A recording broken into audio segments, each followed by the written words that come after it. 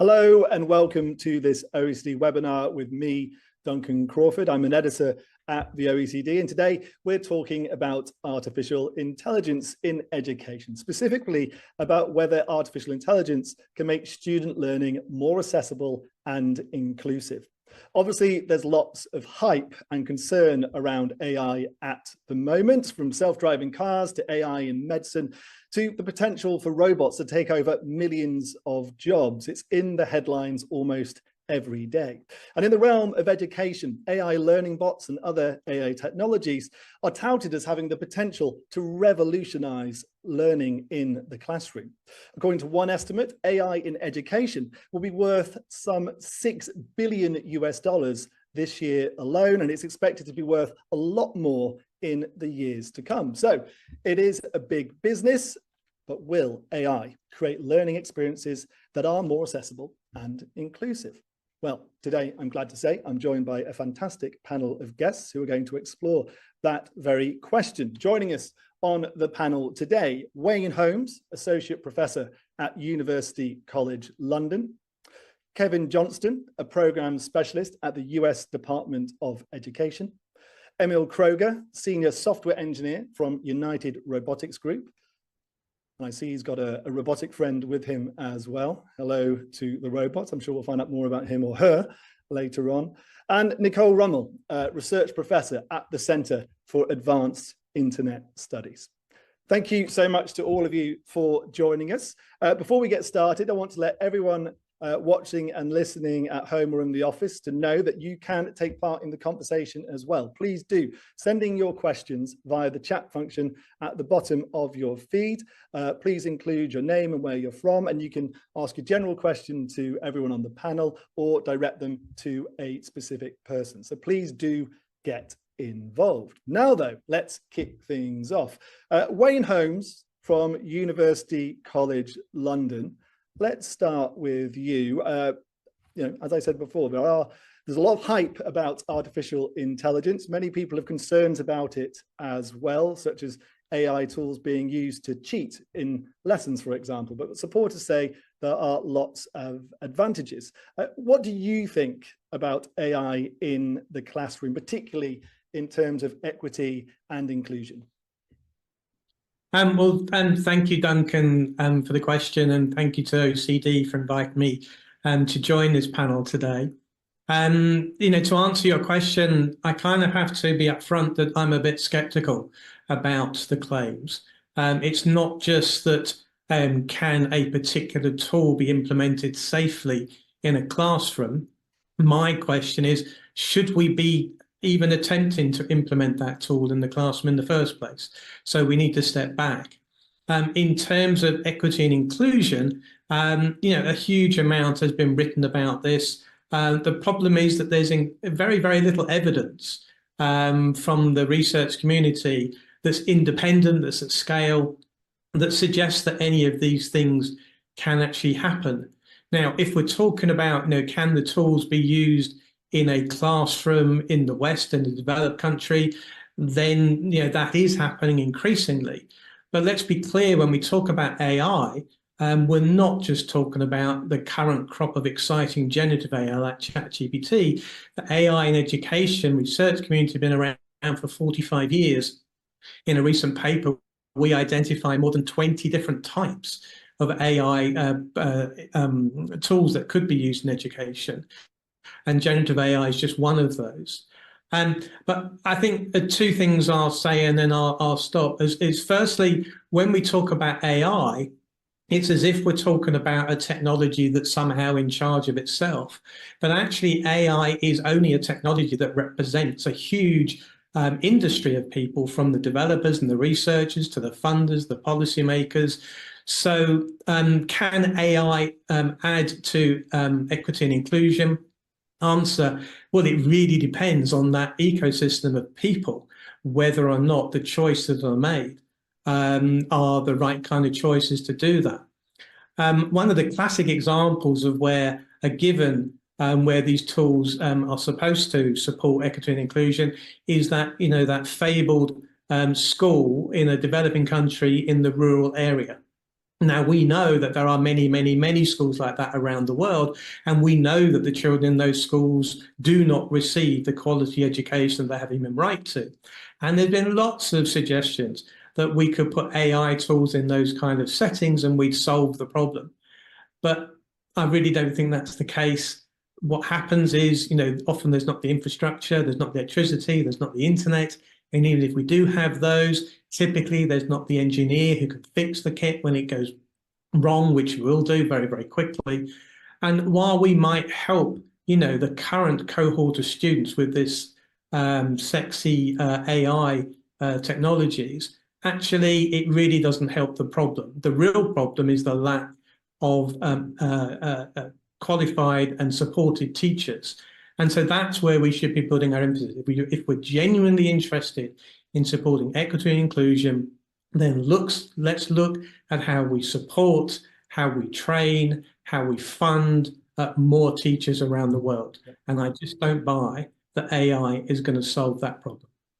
Thank you so much for that opening answer there, Wayne. Wayne, clearly not a fan of AI, or in all areas anyway. Let's get a reaction to that opinion from Kevin Johnston from the US Education Department, because in the US, certainly a number of artificial intelligence companies are trying out some of their technologies in the classroom at this very moment in time. Kevin Johnston, what's the US government position on this? Is the use of AI in the classroom something you're encouraging or not? Well, I think we're taking a very use case kind of centered approach, as I think is, advisable here. Certainly, we don't think every use case that could come to mind is worth exploring. And so when we put out our guidance in May of 2023, we said, look, first and foremost, humans in the loop whenever you're using an AI system. And I know that there's a lot of there has since kind of proliferated, what does that mean? And people have had different things. I think we mean something like co-pilot, partnership, that it serves as this kind of thought partner for teachers and educators, but everything should still revolve around the educator and their decision making. But I think most important, or in companionship with that, we said only use it where there is a strong alignment with your educational vision for how you want students to be learning and interacting in your school. So there is a distinct potential to take this and use it where you have kids sitting at desks with headphones on, isolated from their peers. And we're saying, I don't know very many schools that have that educational vision. They much more want their students to be interacting, to be involved in authentic problem solving. And there are ways in which AI can make inroads there. So the last kind of cornerstone of our guidance was design using modern learning principles. And at the heart of modern learning principles is that learning is a socially connected activity. And so these technologies, this set of technologies, as Wayne rightly points out, is not a technology, but a cluster of technologies. But one thing they all have in common is they tend to be quite dynamic, emergent even. And so use those in ways that support that social connectedness, that support students learning together, and that's always centered around a qualified, connected, informed educator that's helping to make decisions. Thank you for that, Kevin. Let's bring in Emil Kroger from the United Robotics Group. I want to get your position on this because you're actively involved in developing robots and other technology. Obviously, there's a robot with you there. Tell us a bit about what you're working on and how you think it will impact inclusivity in education.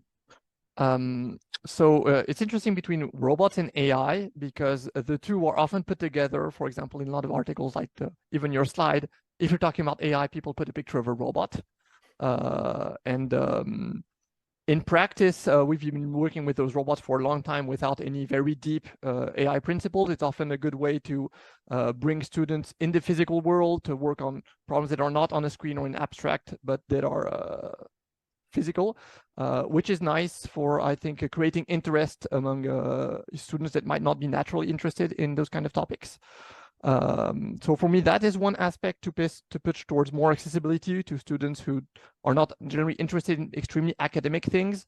And we get approached by organizations trying to promote things, and they want a robot at least to bring students interest, and students do have a lot of interest even from those backgrounds. And more recently, we are getting into AI, because whether or not, regardless of AI's role in education, AI is useful in general, and I use it every day in my daily work. So I think it's useful for students to learn about it, even if it's not necessarily used to teach them. It's a topic worth learning about. So we're working with teachers to help develop new solutions on our robot. For example, where they can create dialogues they can create a robot that can dialogue with people, both through some traditional hard-coded programming way, or by linking it to large language models and have an AI-driven robot. So, and putting it in the real world. And this can create some really interesting ways for students to explore on their own how to use AI. And of course, teachers can try to integrate this into their classroom. So we're giving toolkits to the teachers, and it's up to the teachers to see how they will fit this into their learning experience. Okay, thank you so much for that. Let's bring in Nicole Rummel from the Center for Advanced Internet Studies, because we've had a variety of different viewpoints there. And I wonder what you think, how big an impact AI is going to have on education. Is the potential impact being exaggerated, or are we talking about a potential revolution in schools that will improve learning for students? Well, thank you, Duncan. Thanks for inviting me and giving me the floor now. I think a lot is already on the table, and what has become clear already on the panel is that there are a lot of questions, and we have to be careful in what exactly we're talking about. So to answer your question briefly first, yes, there's a potential. It's like when electricity was invented, but you wouldn't say electricity automatically would change education in and by itself. It could change education because you need to learn about it, like Emil was pointing out. It could change education because you can learn at different times of the day, in the night, for instance, because you can switch on the light. Same is true for AI. You could be supported in a self-regulated manner to learn outside of school, for instance. But then you really need to, I think we really have to be sure we're working together and asking the right questions. Who are we supporting for what aims? Are we supporting the learners? Do we support them in using AI tools for their individual learning? Like a lot of students in Germany now use ChatGPT for their homework. Or are we giving them AI tools or software that is purposefully designed with educational and pedagogical background to support certain learning content, like math, for instance, in a tutoring system? Or are we teaching them about AI? So that's one question for the learning, but then you can also look at the teaching. Maybe AI, and that's actually what I think is really important here. We heard a lot about the human in the loop, and I think AI underscores the importance of teacher rather than reducing it, for instance, because I think AI and the computational capabilities that we have in using AI techniques in making data accessible and in helping to see things that you cannot see in a classroom out of 30 students, that may well be where more revolution lies rather than sort of putting away the teachers and helping the students. So, but looking there again carefully, how can we use AI in the surface of helping teachers be better teachers and having sort of this extra layer there? And another distinction, sorry for making up so many distinctions, is like, what kind of AI are we talking about? I mean, there's classic AI, there's sort of ways of, like I mentioned, tutoring systems, of giving individualized, personalized support based on the way you problem solve or you work in an environment. But there's also generative AI, where you have a lot of computational power and then statistical, basically, comparison of search results that are then, for instance, given to students. So bottom line, I think there's a lot of potential. I think the human in the loop is a really, like the empowering of teachers is a really important way to look at it. And we got to be careful what we're talking about and not talk about AI as if it was an entity somewhere out there that we can kind of hire for us. Okay, thank you for that. I'll do my best not to refer to as AI in an overall term, but I may struggle at times during this webinar. Wayne Holmes from UCL, let's bring you back in. I wonder on your reflections on what some of the other panelists have said. And also in terms of accessibility, you obviously raised some skepticism before about the potential for AI to benefit schools and the classroom. Do you think that AI technologies can potentially benefit in terms of accessibility to learning? I think the problem that we have had is that the ambition of the research community over the 45 years has been to principally to develop tools that can replicate human teaching. And while I, am impressed and value most of that work, I think we need to change that trajectory. So instead of developing tools that pretend to do what teachers do, those tools that do exist have their place, homework perhaps, but I do find it quite frightening. And I have seen many schools where there are 30 students, 30 computers, and the children are ignoring each other and ignoring the teacher. They're just focusing on their computer in front of you. So the change in trajectory, if we really want to support our students, I think we need to think about how we can use these amazing technologies to enable teachers, not to try to replace what teachers do. And I think that this, two of my colleagues have already mentioned the phrase human in the loop, and I completely appreciate the ambition of that, but I think it's around the wrong way. I think the human should be the center. This should be the thing. This should be the focus. And that occasionally, when appropriate, we allow computers and AI technologies to come into the loop, not thinking that they somehow are the strength here. The strength are the humans, the people. So I think it's really important. And colleagues also mentioned the importance of training teachers, and I cannot agree with that more strongly. Because teachers, like all of us, are just suddenly discovering this crazy world launched, generative AI over the past 15 months or so. And they're struggling with it as much as everybody. And to be able to understand it and use it effectively, to be able to use those technologies to support their students effectively, they need a lot more support and professional development, which is just, it's very thin on the ground at the moment around the world, as far as I'm aware. That's where we should be focusing. But let me be very clear. I think that AI, the technology itself, how it works, how to create it, those kind of things should be taught in schools, but also specifically to teachers. But in addition to that, and I would argue half the curriculum time when you're looking at AI, half the time, not 5 minutes at the end of a course, which is pretty traditional at the moment, but half the time should be spent on what are the impacts, potential and known, of these technologies, broadly speaking, not just in education, but on people.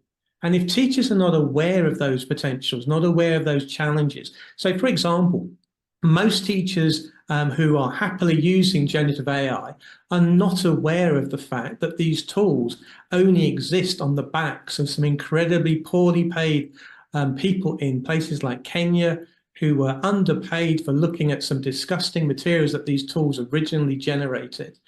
And it's on the backs of those workers that now generative AI is being used in classrooms. But teachers are not aware of that. Teachers also are not aware, and not just teachers, but everybody are not aware of the fact that the way that generative AI works, it is increasingly already marginalized voices, because the way it works is it effectively just takes the average. And as a metaphor for that, I like to think of, if generative AI had been around in the 1950s, it would confidently be saying smoking is good for you, because that was the dominant view at the time. Now we know that was wrong, but just port that to today. So I think as well as looking at the technologies, we also need to look at those human impacts. And only if we do that, only if we can support teachers with that, are they in a position to then look at the technologies that are out there to make rational, supported, informed decisions about which AI tools might be appropriate for their children, their classroom, their curriculum. But if we don't have that training right in the first place, that's not going to happen. Thanks for all that, Wayne. Let's bring in Kevin Johnson from the US Department for Education there. A lot of points made there, including about the importance of educating teachers about artificial intelligence. I'm wondering what's happening in the US regarding that.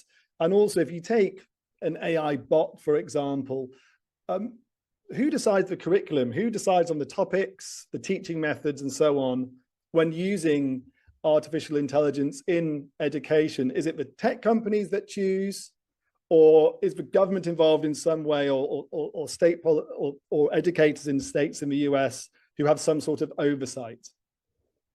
Yeah, so first I want to talk briefly about a report that we just issued called the National Educational Technology Plan, which is, it takes about 1.5 years to develop. We go across, we meet with hundreds of different stakeholders, we meet with companies, we meet with teachers, we meet with district leaders. And one of the core components of that report that we just issued is around what we're calling the digital design divide. And this is the divide between teachers who have a dedicated time and space to think with their colleagues about how to incorporate technology meaningfully into their instruction, and those teachers who are given little to no time and space to think about that, to learn about the impacts of the technology, to learn about its origins. And we think that there is a gap, at least in our country, between the teachers who are provided that opportunities and the teachers who are not. And we call explicitly for district leaders to close that gap. So we went back and reviewed every national technology plan, since the first one in the 1990s, and we've closed all the other gaps that we've kind of have been brought up, or made progress on all the other gaps that have been brought up. We've made very little progress on that particular gap around providing professional learning specific to teachers on this. So I absolutely agree. We're calling attention to it, and we think it's something that needs to be addressed. On the point of curriculum, I mentioned we're a weird system. We don't do curriculum. That's up to the states for us. But I think one of the things that we have seen that's quite powerful is the ability of systems to be responsive to other pieces that are loaded in parallel, right? So if you have a curriculum, the systems appear to be fairly competent at taking pieces of that and then repurposing it in another context. And so, in our case, we have standards, state standards. And we've seen examples where teachers say, I want, my lesson plan just got blown up because of the assembly ran over or whatever. Can you create a 15-minute activity that's aligned to this state standard that will help my students? And they use that to quickly come up with a lesson plan. Of course, they edit on top, they do, some changes, but it helps them to make adjustments on the fly.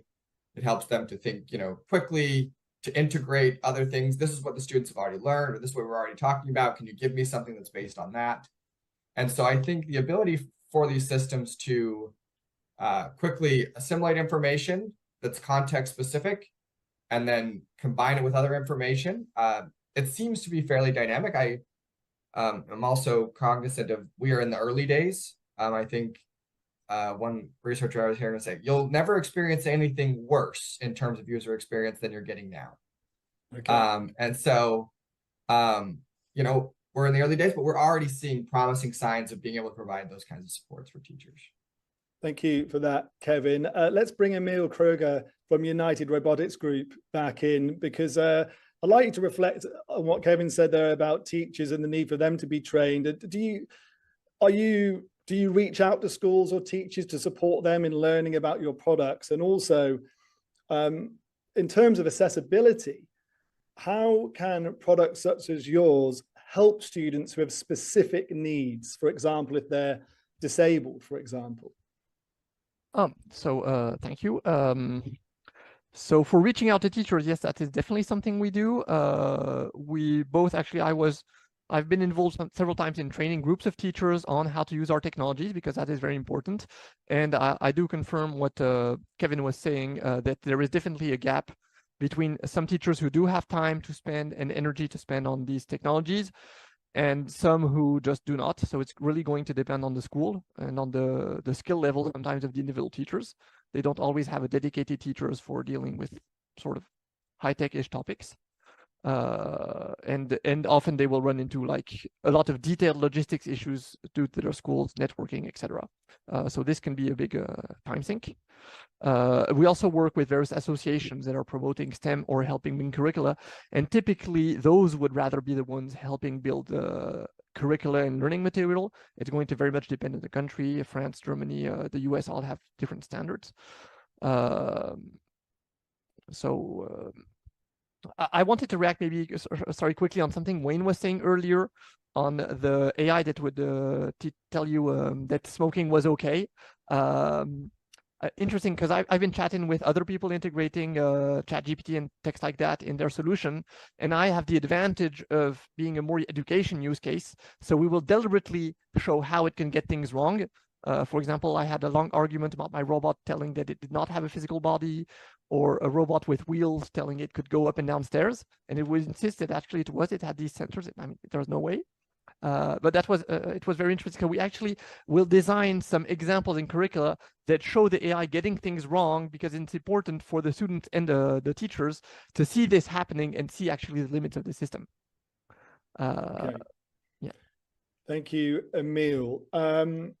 Let's go to Nicole Rummel again from the Center for Advanced Internet Studies. And thank you to everyone who has been sending in their questions. Nicole, I want to give one of them to you. It's from Martin Henry, who writes in saying, support for teachers who are human in the loop is crucial here. How do we construct meaningful PLD programs that enable teachers to make sound pedagogical choices around technology, of which AI is the latest bright, shiny thing? Yeah, that is, I mean, as Wayne was already saying, I think that is the question. I am actually at the KAIS, where I am, the Center for Advanced Internet Studies. We are now part of a task force that was initiated by our state government, because like in the US, it's also the states that are responsible for education. And it's actually a mixture of scientists, of researchers in this area, practitioners, so school principals, but also teachers, policymakers, and politicians. And we're interested in finding ways not only to work towards the responsible integration of AI into the educational processes, but also which has turned out to be maybe even more important, what is the right way and how can we best design for professional development? And we were just discussing about this morning. And Wayne, I was also wondering what you think about it, because well, A, what is a good process in trying to do that? And B, what should be the contents? And I think that from my experience in our task force at the North Rhine-Westphalia level, I think that we do desperately need a conversation between these different stakeholder groups. It cannot be the people who usually design for PD, but you have to have the people like Emil, for instance, the companies, the edtech companies as well that are developing. You need to have research in there, researchers in there.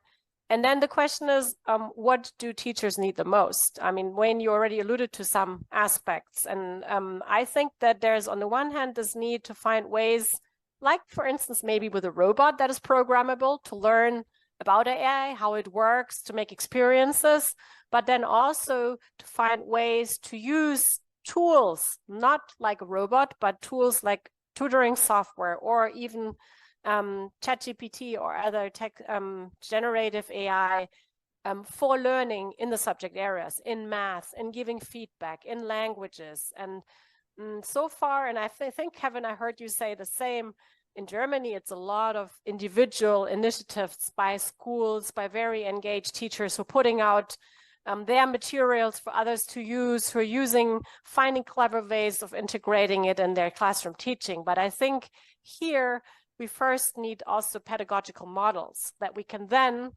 transform into professional development. So I'm thinking that we're really challenged to go in two directions here, in this sort of, how can we teach about AI? How can we make experiences for teachers in their education, but also for learners in the schools? And how can we help teachers use it in good ways? I'm also thinking here about, for instance, in tutoring systems, intelligent tutoring systems. At a certain point, it was clear that not every teacher wants to use a tutoring system the way it's like from the shelf. but they do not have the programming skills to develop them. So cognitive tools or authoring tools were being developed that can make it possible for every person kind of, or every teacher to develop their own. So I'm wondering what the others think here. Yeah, thank you for all those points, Nicole. And you raised a number of questions there, and most of them directed at Wayne. So Wayne Holmes from UCL, you've got about a dozen questions to answer. You've got about a minute and a half to do it. Go for it. But the first thing I wanted to say, I think I had a conversation with a colleague of Kevin's just 2 or 3 weeks ago. And the point I made to him is that, I do not criticize the work that those teams are doing, because they're doing good stuff. But the problem I have is they rarely have critical voices in the room. So they will have representatives of the companies, and they rarely have representatives of the teacher unions, for example. And so that we need to address, but definitely we need more critical voices in the room. I think with some of the other points that Nicole was making, it's so important that we can work with our teachers to enable them to make those rational and informed decisions. The problem is that, I've been involved in a couple of surveys recently of teachers across something like 31 countries. There it was very clear that most of those teachers did not really understand what AI is, how it works, its potential, its challenges. And for them, you refer to it as a shiny new thing, or potentially a shiny new thing.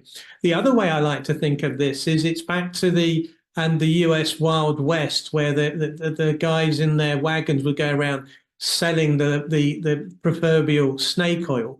And so there's hundreds of organizations out there in any country that are trying to sell their tools into the education sphere.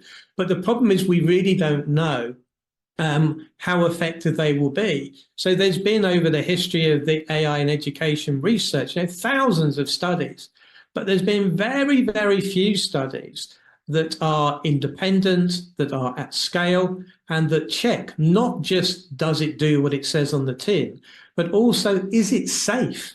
And also, is its broader impact on the classroom, the ecosystem, the relationships between teachers and students, are we demonstrating that as well?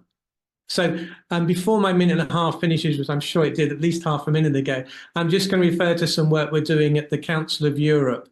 46 member states have agreed that the Council should now develop a legal instrument to regulate the use of AI in educational settings. So it's a long process, but I think it's an important one. In and of itself, it won't solve things, but hopefully it gives us a grounding. And the metaphor I use is like the medical world. We wouldn't put a drug into somebody's arm or mouth until we know it's gone through those efficacy and safety trials. Now, even with that, we still have problems. But my question is, when we're talking about children's developing brains, why on earth are we prepared to use technologies like medicines without really good understanding of the safety, the efficacy, and the positive impact of those tools on the classroom? That's where we should. Kevin Johnston, let's get your reaction to the points made by Wayne. Why should schools and teachers be using these technologies if there isn't, as what Wayne Holmes described as enough testing?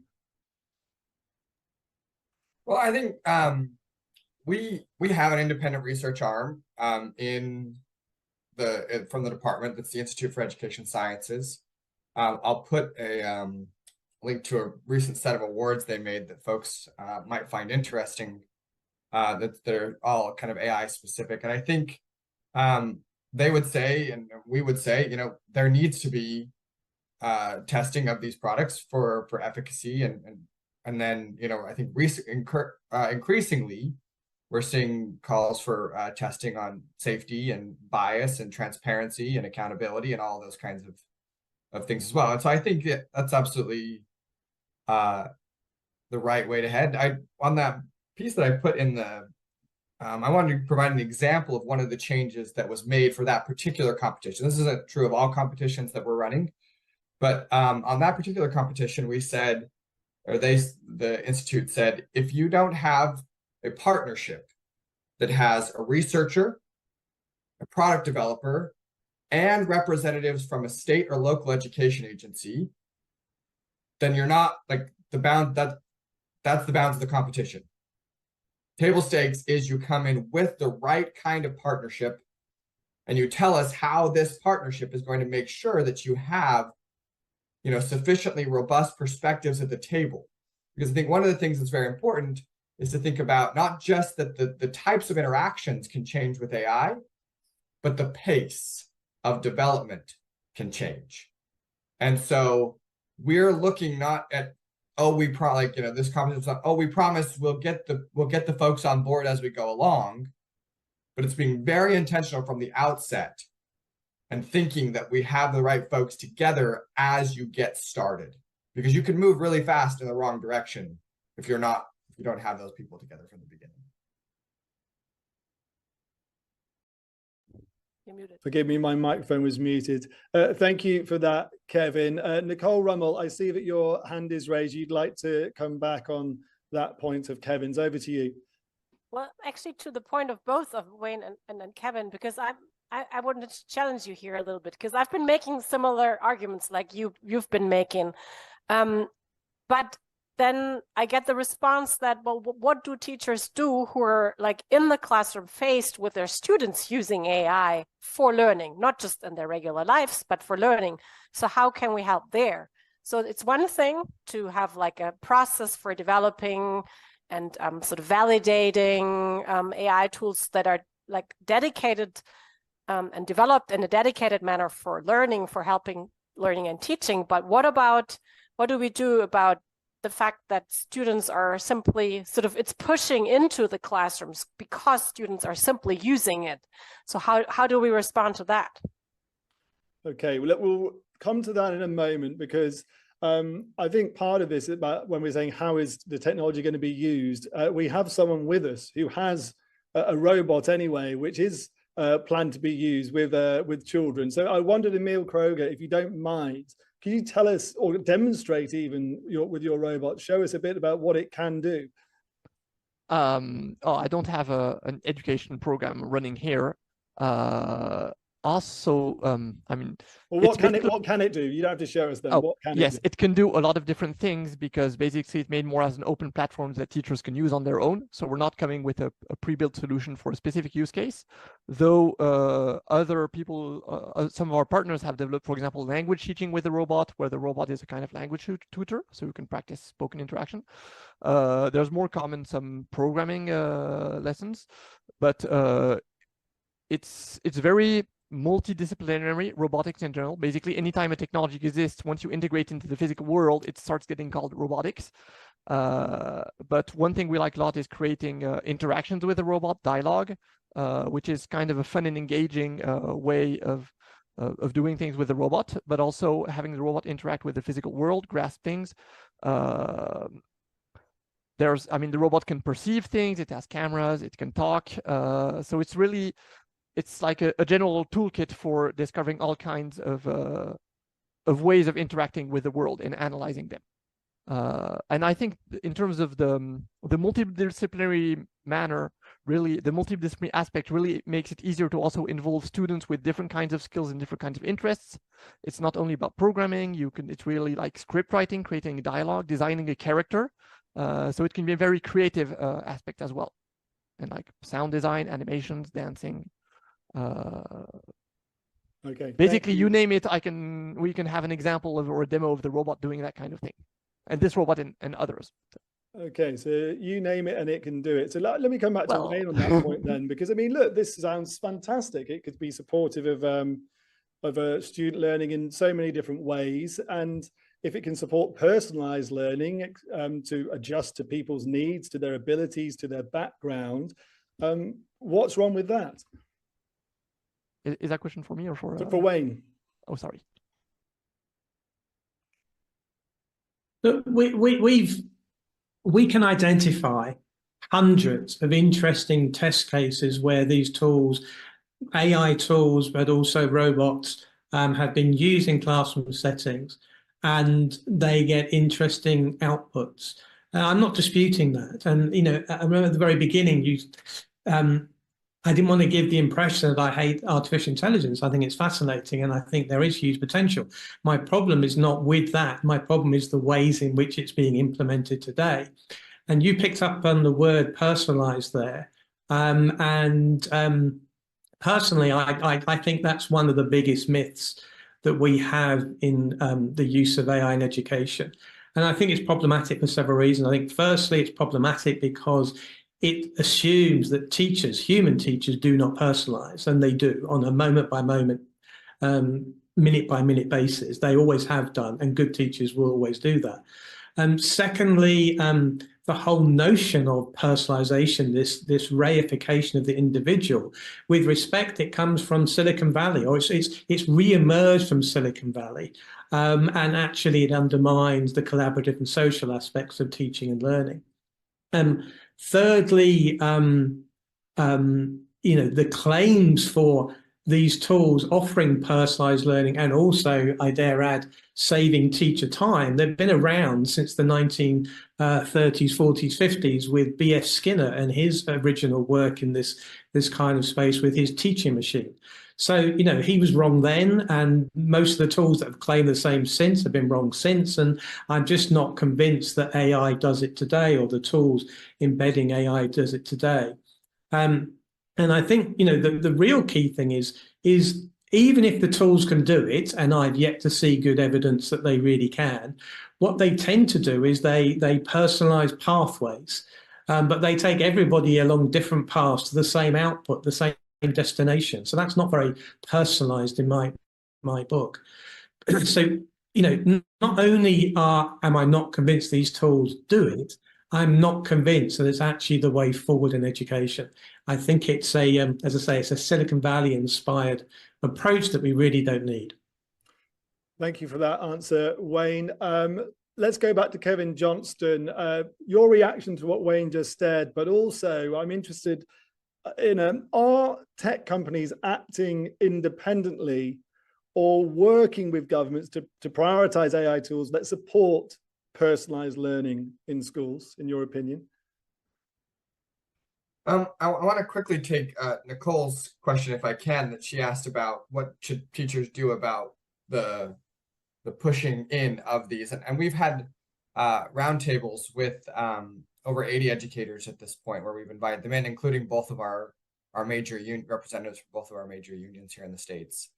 And I think that one thing that was brought up during those on multiple occasions was the potential shortfalls around social media and the advent of social media, and not taking time to explicitly help students understand the pros and cons of various ways of using social media, and explicitly some of the safety risks that they would have been exposed to during their use of social media. And taking that as kind of a warning moment as we embark on a new, broadly available, general use technology, and putting some thought and time into what would it mean to be, because part of the problem is that that landscape changed a lot from the first of social media to what we have now. And so how are we going to keep that information up to date for teachers and help them be able to have, you know, ready-made or at least broadly applicable points to make to students? And so I think that that's a challenge that lies before us, that they pointed out, that we heard directly from educators in the classroom, and some of them are taking it on in different ways, but I think needs to be an explicit part of the conversation. Thanks for that, Kevin. I see Emil Krug has got his hand raised. Over to you, Kevin. Sorry, Emil. Your microphone's off. Yes, when I described what the robot said, as it can do anything, you kind of interpreted that, Duncan, as it can like do the teachers for personalized learning, but actually we see it much more as the subject of learning, and it's not meant to come to replace the teacher or even bring its own teaching solution. It's more to replace almost the worksheet, the paper with the equations or whatever. It's to bring things in the real world. And this ties into a bit what Wayne was talking about, the whole social learning, because the aspect of having a physical object, instead of having students all in front of their computer with their thing, we have a physical aspect. So you can have some students working on this and some students working on that. For example, like a robot throws a ball so it can land somewhere. It becomes a much better medium for actually creating interaction between the students, which is what Wayne was talking about, the whole social learning aspect of it. So I just wanted to reply quickly on that. Forgive me for misinterpreting it.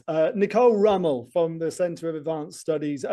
You've been engaged with the German state of North Rhine-Westphalia, and you've initiated a task force, I understand, called Artificial Intelligence in Education. Tell us a bit about that. Is personalized learning something you've discussed with policymakers? Well, I think it has already come up that this is one of the sort of hopes and promises, but I think from what everybody else has already said, it is not so easy. I mean, I've been working in intelligent tutoring systems for a long time, where the hope is that you could provide sort of tailored support in ways where you have sort of a model of knowledge that the student is trying to acquire, and then you can give targeted feedback and support. And I was just reminded of that, Emil, as you were talking, because I've been doing this in the area of collaborative learning. And it's so incredibly hard, and I'm using that as an example, Duncan, here. It's so incredibly hard to build these models, to know exactly how should, for instance, an interaction look like. We've done research on peer tutoring support in tutoring systems, precisely because we wanted to move away from the intelligent tutor learns with one sort of drill and practice procedural learning with one student in math, but let's have the students be in a peer tutoring setting. And that was one of my initial points, that we need really good models or goals, like what are the competencies that we're trying to personalize for instance. And this is something that is a very long route if you want to do it. And I'm not convinced. I think, Wayne, I see it a little more positively than you do, because I think in a classroom with 30 students, it is good if the teacher is being freed to have individual conversations with students that really have specific needs. But it's really complicated to make models, whether it's for individual learning or for collaborative peer tutoring learning, conversations that can actually be adaptive, that can actually be personalized. And that's where, I mean, the AI comes into your robot, Emil, right? Because for starters, the robot is not AI. It can have AI inside once it reacts to data and once it can sort of have this interaction. So yeah, we are talking about that in the task force, Duncan, because it is one of the big hopes, but I think it's really high stake to be reaching. Okay, thank you so much for that. And thank you to everyone who is sending in comments and questions in the chat. It's very busy indeed, so thank you for getting involved, and apologies in advance. There's no way I can get through all the questions, but here's one from Lucy, who asks, what is the potential of AI to support students with different needs? We have already slightly touched on this, but if I can throw this one at Kevin Johnston from the US Department of Education. Lucy asking there, what is the potential of AI to support students who have different needs, Kevin? Yeah, thanks. And I think actually I want to, we, in our report, we use the term personalized learning. And I think, but we begin it with saying, look, this has taken on a bunch of different definitions, much similar to the point that Wayne made earlier about AI having a whole bunch of different definitions and a whole bunch of different applications. And so we are very clear that the kind of personalization that one seeks should be sought upfront. So like I was a classroom teacher, and if my students wanted to spend time in their independent reading about soccer because that was their passion, or football, as it may be in some parts of the world, then like that kind of personalization was really important for me. And that's something that I had kind of early systems that would do some of the leveled reading for them so they could still read. And I taught a lot of English language learners, and so they could still read the content they were interested in the system was making it accessible to them. And that kind of personalization, I think, is valuable. You're personalizing based on interest, right? And so the broad kind of hardline view of personalized learning is probably not all that desirable, but particular types of personalization, I think, could be desirable. And I think that one of the cases is students with different learning needs. This is something where we spend a lot of time at the federal level thinking about. From this group of educators that we've been convening, we have heard a lot about really kind of important and impactful ways. For example, we heard of a student who was autistic and had very limited verbal interactions, but through the use of generative AI was able to provide a few inputs. The system filled in with inference the rest of what the student wanted to say, and the student was able to confirm that that is in fact what they wanted to say. And so it was really augmenting the communication that was available to the student. Now, you wouldn't want it to speak for the student. I don't think that's what was happening here. The student was still involved in the process, but what was able to be expressed was greater than without the use of the technology. And so we have a whole band of work on assistive technologies. And we think that there's distinct promise from the use of AI to take assistive technology to a place that it's not been before. Thank you, Kevin. Yeah. Distinct promise. Nicole Rummel, do you agree with that? There's a question actually from Tibor Barath, which is linked to this, who asks, will AI support students to get more equal chances in learning, or will it increase inequality? There was also a comment related to that by John Gallant in the chat that I read, and I wanted to react to. That's why I put up my hand, because I do think that the promise in helping students with special needs may just be the other way around.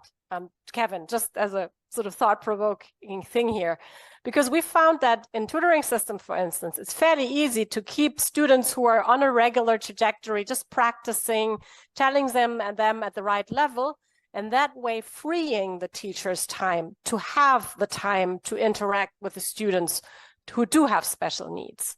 So there might be one route where you design technology in a way that it responds to special needs, as you were pointing out, but the other way could also be to help the ones who are already like self-regulated learn in meaningful ways while freeing the time to respond to and have time for those students who need more attention, personal one-on-one attention with the teacher. So that's a promise that I've always seen when we went with our technology to classrooms with our tutoring technologies.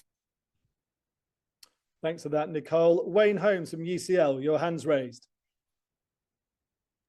Yeah, there are several things that are buzzing here. I think, when we talk about the use of AI and other emerging technologies for people with specific needs, such as communication issues, this is kind of parallel to the world of education. Some of those technologies are amazing, and I applaud them immensely. And we need more effort and support for such people. But they need that support, whether they're inside a classroom or just in their daily lives. So I see that stuff as really important, but it's not exactly what the main AI in education community have really focused upon. And I worry that Nicole and I have known each other a long time, and I've not said this particular phrase, but I worry that, maybe the time's come, you point out the challenges, maybe the time's come to say, right, but we've explored this enough, we need to go in a different direction. And that's why I'm arguing that, focusing these technologies on enabling teachers to do what the teacher wishes to do, rather than taking over or claiming to take over what the teacher can do, I think is really important. And I come back also to this notion of, the tools giving teachers more time to look after other students. Like, that's been the ambition forever, and it definitely does happen occasionally. But what we're seeing increasingly is, well, two things. One is that when they're doing this, actually a teacher's time is not saved by these technologies, but a teacher's time is displaced. So they end up doing an awful lot of other things that they didn't have to do before because there's now a technology in place. But on the other hand, the teachers in the schools trying to do this work, a way in which we can actually help them, instead of putting this shiny tech in, actually maybe we make the classroom smaller in number of students. That would be a social way of addressing things more effectively. And one final thing I'm just going to add this one final thing is, Kevin, I really applaud the work that you and your department have done, which our department in the UK have not done, to engage with these wide numbers of people. But again, I would urge you to include more critical voices in there. We're running low on time here, probably less than 5 minutes left. So Kevin Johnston, if you want your hands raised to react to Wayne Holmes there. I just want to talk quickly about time saving, because I think it's a really interesting bit here. And we're hearing from teachers that there are specific tasks that this really does cut the amount of time that they would have ordinarily spent dramatically. And so, like, we had a teacher who teaches Japanese. She used to have to rewrite all of her things to make them accessible for her learners. And now, because it's a complicated language, she's able to do that at a moment's notice and check it, and fractions of the time that it took her. And I think in some ways we want to talk about that as time savings. We also have to remember that most teachers are spending way more time outside of their contract time working. And so we are kind of like pushing on the idea that it's not necessarily time savings, but it's contributing to the sustainability of the profession. Thank you so much. And so we should look for those opportunities. We are running low on time. So to quickly bring this close to a close anyway, let's just briefly, you've got about 30 seconds each to talk about the future and imagine where we're going to be in maybe 5 to 10 years time, because AI is developing so rapidly. Emil Kroger, let's start with you, as you're one of the people at the frontier of these developments. Do you think it's going to change dramatically in the next 10 years, the way classrooms and schools function? Are they going to essentially be the same, or are robots going to be everywhere? I don't know if robots are going to be everywhere, but I think AI is likely to have a pretty big impact on how people learn. Whether this happens inside the classroom or outside the classroom on your own with ChatGPT, for example, is still an open question. But I think everybody needs to at least be aware of how fast things are working. For example, I advise my children, it might not be a good idea to pick a career as a graphical artist, because right now AI is getting incredible at that. Maybe that's not good advice, but people should be aware of this kind of thing. And school probably at least needs to follow what's going on. Thank you, Emil. Nicole Rummel, what about you? AI, is it going to transform classrooms in the next 10 years? I would really hope that we find a way to use AI to empower teachers, and find a way to, or maybe put around to find a way to empower teachers to use AI in creative, good ways to help support them in their really incredibly hard job. Thank you. Wayne Holmes, look into your crystal ball for me. I know you're not particularly a fan in many areas, but in 10 years' time, is it going to be drastically different, the classroom, due to AI? No, absolutely not. I mean, sweet. Teachers using more AI, hopefully we'll have more teachers teaching both the human and technological dimensions of AI, but the classroom is going to still be the same. To change education, to change classrooms, needs far more than just the new technology. Thank you. And Kevin Johnston, the last voice here for today. Are you going to be embracing AI to such an extent in the US that classrooms are going to be transformed? So I would say I would love to see a world where it makes it significant. I will stop well short of revolutionary or transformative language, but I would love to see it make a significant impact, a noticeable impact. Thank you for that. And thank you to all of our panelists. If you want to learn more about many of the things we've been discussing, then please do go to the OECD website, click on the topics on education. There's loads of things to see. You can also follow us on Twitter. Search for OECD Education or OECD Edu Skills. You can follow us on Twitter, find our LinkedIn account as well. Thank you to all our guests, to Wayne Holmes from University College London, Kevin Johnson from US Department of Education, Emil Kroger from United Robotics Group, and of course, last but not least, Nicole Rummel from the Centre for Advanced Internet Studies. Thanks to the production team and to all of you who are joining us today. And thank you so much for such an engaging chats in the webinar chat function box, and for all your questions as well. We'll have more webinars soon. All the best.